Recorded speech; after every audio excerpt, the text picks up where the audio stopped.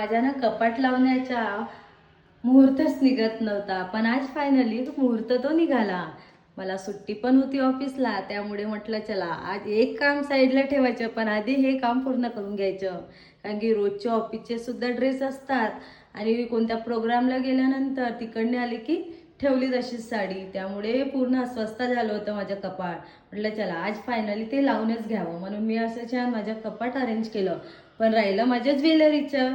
Jewellery बघा इतकी असं अस्ताव्यस्त झाली आहे माझी ज्वेलरी, बघा कशी झाली. आणि इकडे सुद्धा आहे थोडी बहुत, तर म्हटलं चला हे पण लावून घ्यावं. आता मिशोवरून ऑनलाईन बोलवलं होता, खूप वर्ष झाले याला, तरी कमीत कमी 5 वर्ष झाले असेल.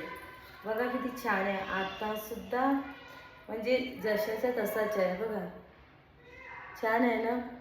तुम्हाला याची लिंक हवी असेल तर मला कमेंट्स करा, मी नक्की पाठवेल. खूप सुंदर दिसतो वेअर केल्यानंतर.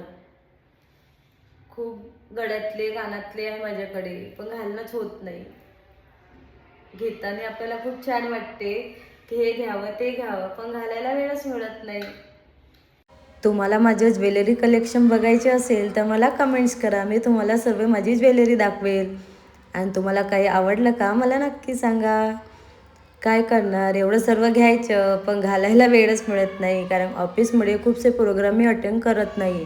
सुट्टीच्या दिवशी असले तर मी अटेंड करते, नाहीतर करत नाही. पण मला ज्वेलरी घेण्याचा खूप शौक आहे, त्यामुळे मी वरच्यावर घेतच राहते. तरी खूप ज्वेलरी मी माझ्या इतक्या कामवाल्या बाईला देऊन दिली आहे, कारण की काही काही मी घालत पण नव्हती, तशीच पडून होती. म्हटलं चला तिच्या छोट्या छोट्या मुली आहे त्या घालतात, तर म्हटलं ती घेऊन गेली.